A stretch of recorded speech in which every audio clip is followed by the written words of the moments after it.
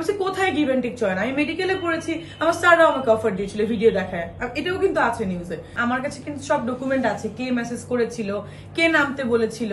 কিন্তু কম যদি বলেন একদিকে আছে, সেটা হচ্ছে সে ম্যারিড পার্সন, 2 বাচ্চার বাবা। আমার ফ্যামিলি কখনো ম্যারিড পার্সনের সঙ্গে মানবে না। 2 দিন আগে যারা মনে করেন কাজ ছিল না, এখন ডিরেক্টর বা প্রডিউসার বয়ফ্রেন্ড হওয়ার কারণে তারা কাজ পাচ্ছে। তো পার্সোনাল তোমার বর হতে পারে, হাজবেন্ড হতে পারে, বয়ফ্রেন্ড হতে পারে,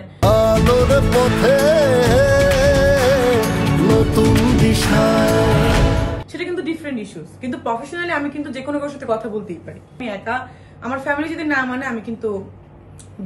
আমি কাউকে বিয়ে করব না, সেটা বলেছিলাম। তখন বললো যে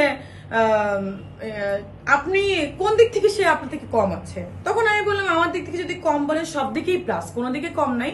কিন্তু কম যদি বলেন একদিকে আছে, সেটা হচ্ছে সে ম্যারিড পার্সন, 2 বাচ্চার বাবা। আমার ফ্যামিলি কখনো ম্যারিড পার্সনের সঙ্গে মানবে না।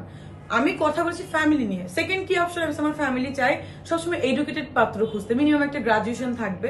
তো ওই দিক থেকেও তো ভাইয়া একটু কম আছে, এটা তো খারাপ কিছু না। আমার ফ্যামিলিকে নিয়ে জিজ্ঞেস করেছে, আমি পার্সোনাল মন্তব্য আমি করতেই পারি, যে কেউ কিন্তু পার্সোনাল মন্তব্য করতে পারে।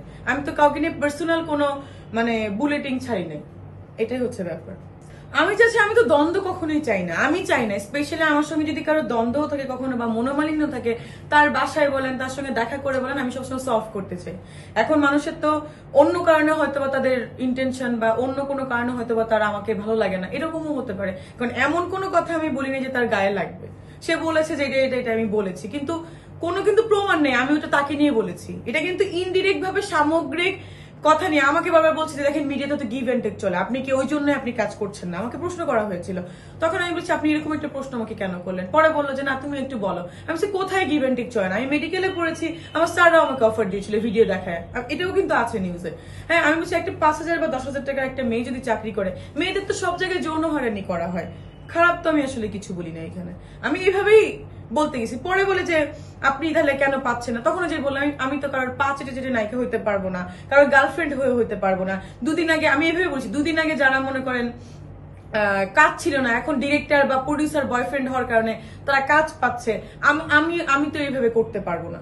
হ্যাঁ, কেউ পার্শ্ব চরিত্র করেছে, কেউ মেইন চরিত্র করেছে, বাট তারপরেও তাদের কাজ ছিল না। এখন যদি কারোর পার্সোনাল গায়ে লাগাই না, ভাই আমি কি করতে? এটা কেন সে গায়ে? আপনার সাথে কোনো পার্সোনাল শত্রুতা ছিল আগে থেকে? আপনার এই দ্বন্দ্বের নেপথ্যে কেউ আছে কিনা? থাকতে পারে, আমার তখন মনে থাকতে পারে, কারণ প্রথম দিন থেকেই সে তমাপু আমাকে স্ট্যাটাস দিয়েছে। আমি কিন্তু তাকে কেন হচ্ছে যে আপনার সাথে পার্সোনাল দ্বন্দ্ব ছিল না? আমার সাথে কোনো পার্সোনাল দ্বন্দ্ব ছিল না। দেখেন তার সঙ্গে আমি আমার বার্থডেতে সে আসতো, বনানীতে দেখা হইতো বা গুলশানে দেখা হইতো, ঈদের সময় আমরা গেট টুগেদার করতাম সবাই মিলে।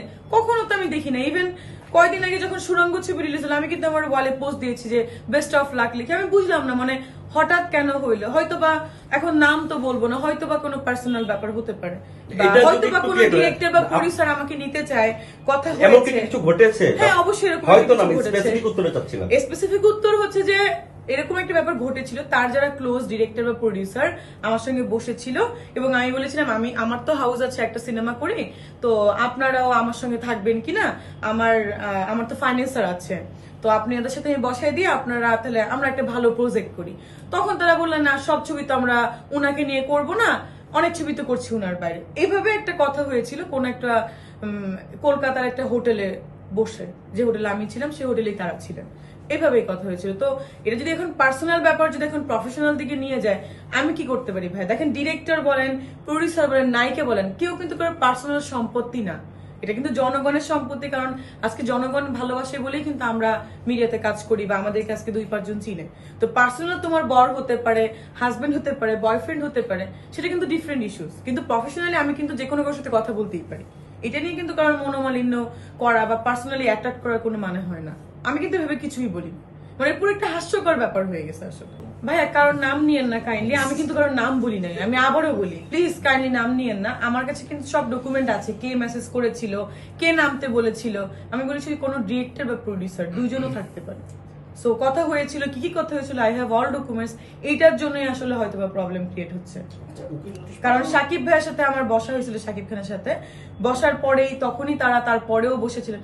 তো দ্যাটস দ্য প্রবলেম।